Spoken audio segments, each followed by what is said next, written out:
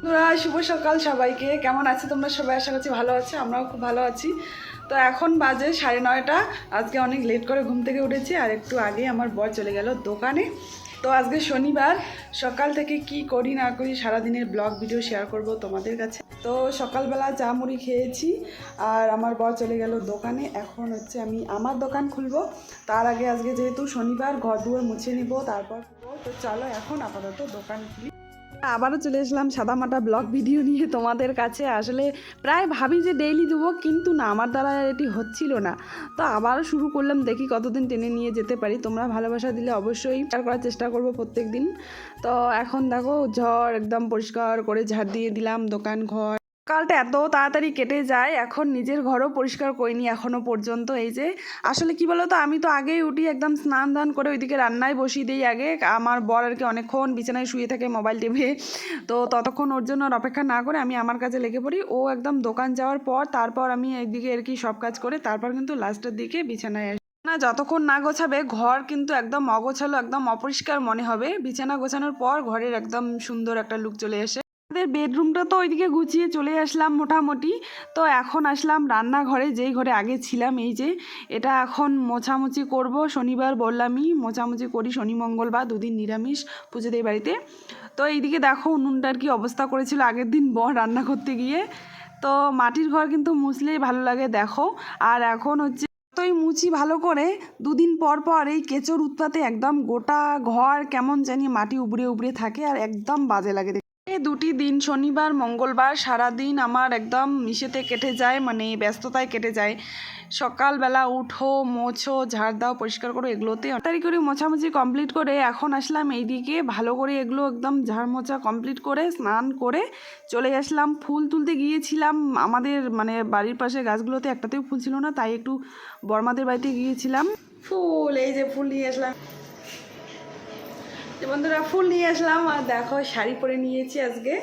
মায়ের জন্য ফুল নিয়ে আসলাম। এখন হচ্ছে পুজো দেবো। অনেকদিন পর শাড়ি পরলাম, আজকে কেন জানি না পরতে ইচ্ছে করলো, তাই পরলাম।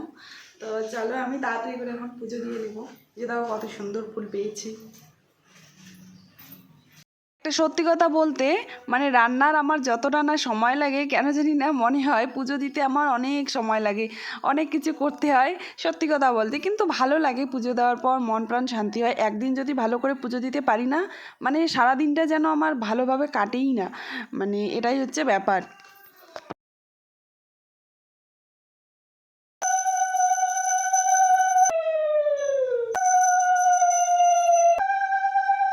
তো মন্দিরে আগে পুজো দিয়ে নিই, তারপর আমি যাই ছাদের ওপরে। আসলে ওপরটাতে উঠতে একদম আরও বেশি কষ্ট মনে হয়।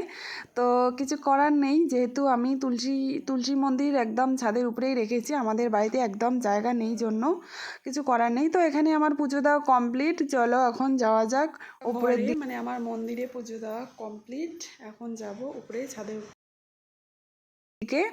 তো বাড়িতে দেখো কত সুন্দর একটা ঠাকুর থাকলে সব সময় জানি মন প্রাণ শান্ত থাকে।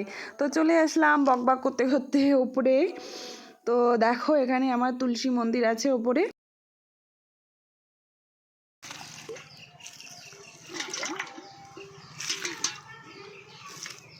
ওই যে ভাত বসিয়ে দিলাম, গ্যাসে বসিয়ে দিলাম। প্রথমে তো ভাবছিলাম যে কালকে হয়তো গ্যাস শেষ হয়ে গেছে, কিন্তু আজকে আবার জ্বলছে, কি জানি কী ব্যাপার।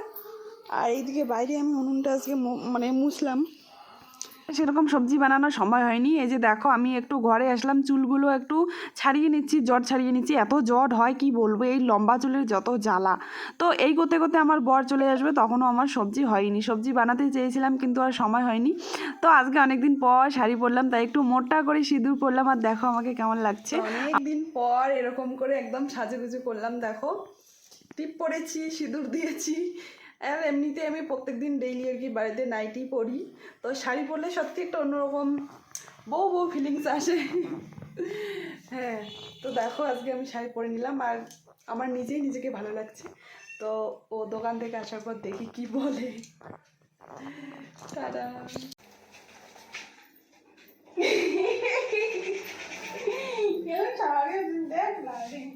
দেখো বন্ধুরা, বলতে বলতে আমার বর চলে আসলো বাড়িতে। আর আমি অনেক দিন পর প্রায় শাড়ি পরেছি, তাই আমি জানি বরের একটু রিয়াকশন অন্যরকম হবে। তো যাই হোক, সেরকম রিয়াকশন পেলাম না, বললো যে ভালোই লাগছে। আর তার কারণ ওর একটু মাথায়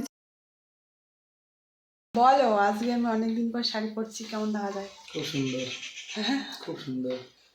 শাড়ি পরা ভালো না নাইটি পরা ভালো? শাড়ি পরে ভালো।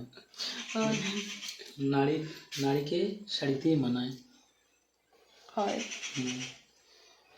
কিন্তু সেই ঝামেলা শাড়ি পরা এর জন্য পরি না।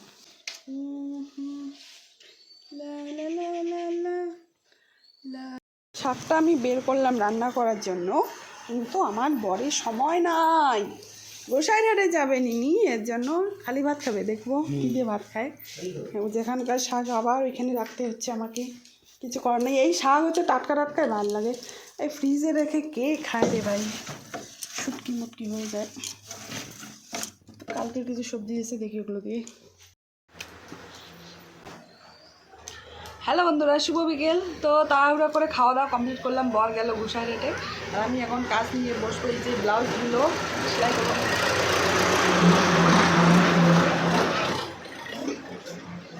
তো যাই হোক, এই যে দুটো এখানে ব্লাউজ আছে, এগুলোকে এখন সেলাই করব, কারণ তাড়াহুড়ো করে স্নান করে একদম পুজো দিয়ে ওইদিকে রান্না করলাম, তো রোদটাও ভালো লাগছে। তো যাই হোক, রোদ তাপাই আর এইদিকে কাজ করি। কাজ করা কমপ্লিট, আর আমার সঙ্গে এসেছে একজন বান্ধবী, আমার বান্ধবী মানে কি জানো, বোন কম বান্ধবী বেশি।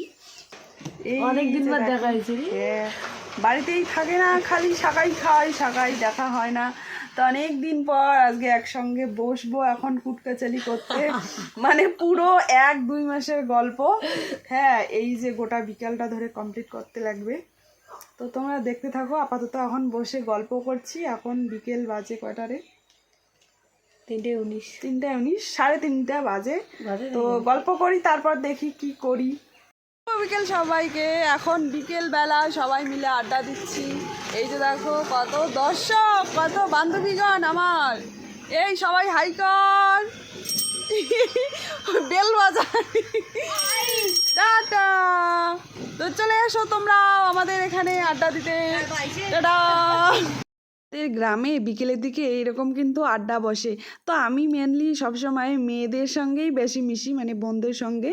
আমি কোনো সেরকম বউ বা দিদি বৌদিদের সঙ্গে মিশি না, বা মেশার মতো সময় হয় না। তো এদের সঙ্গেই সবসময় থাকি, প্রায় থাকতে ভালো লাগে, আর অত বেশি বাকিদের সঙ্গে মিশি না, মানে যতটুক না মিশলে নয় ততটুক। তো যাই হোক, আমরা এখানে কত কি যে গল্প করি সারা দিন ধরে। হ্যালো বন্ধুরা, শুভ সন্ধ্যা। তো এখনও আমি দোকানে বসে আছি, সন্ধ্যাবতী দেওয়ার পর তখন থেকে দোকানে বসে আছি। আর এই যে আমি টিভি দেখছি একাই একাই। সে বিয়ের বলে নিমন্ত্রণ আছে, প্রতিদিনই তো টেনশন থাকে, প্রতিদিনই টেনশন থাকে। গাইস, হ্যালো গাইস, এখন বাজে 9:30, না সরি 10টা। এখন আসলো বাড়িতে এত রাত্রিবেলা। সন্ধ্যার দিকে ফোন করে বলল যে একটা নাকি বিয়ের নিমন্ত্রণ আছে, এর জন্য আমি আর রান্না বান্না কিচ্ছু করি নাই আজকে। তো এখন ফট করে বাড়ি এসে বলছে বিয়েতে উনি যাবেন না। এখন আমার কষ্ট করে রান্না করতে হবে, যেটা প্রত্যেক দিন করি। তো ভাবছিলাম হয়তো আজকে করতে লাগবে না, তো কি করার আর, হালকা পাতলা একটু সেদ্ধ মেদ্ধ করি। পরে মোবাইল দেখো, এদিকে দেখো। কি খাবা? ভাত। হ্যাঁ, ভাত। ভাত? না না না, বই ভুল করছি। কি তাহলে? না সত্যি করে কও, ভাত না চা? ভাত না চা, সত্যি করে কও, মন থেকে কও, যেটাই বলবো ওইটাই রান্না করবো। বসিয়ে দিলাম, মার ভাত করব। এই যে ছোট্ট হাঁড়িটার মধ্যে বসিয়ে দিয়েছি। আর এখন আস্তে, আর এখন কাটবো শাক আর আলু। চলো ওই করে যাওয়া যাক। দিনের বেলা যেহেতু আমি সবজি বানাইনি, সেরকম খাওয়া হয়নি, মানে আগের দিনে সবজি ছিল ওগুলো দিয়ে খেয়েছি। তো এখন আমি বানাবো শিম আলুর একটা ভাজা, আর লাপা শাক আছে, ওগুলো লাপা শাকের ঝোল করব।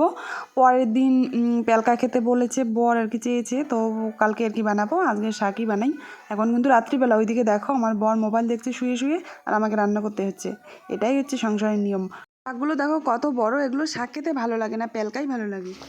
বাইরে যা ঠান্ডা পড়েছে, এই ঠান্ডার মধ্যে একদম কেঁপে কেঁপে রান্না করছি, হাত পা পুরো ঠান্ডা হয়ে গেছে। তারপরে ওই যে দেখো, এখন করব ভাজাটা আগে করে নেই, কারণ আমার গ্যাস প্রায় শেষের দিকে, কখন শেষ হবে ঠিক নেই।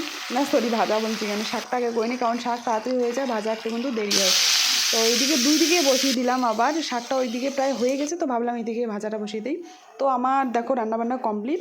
এখানে বেড়ে দিয়েছি বরকে ভাত, মার ভাত, শাক একটু ঝোল কম করেছি, একটু বেশি সেদ্ধ করেছি।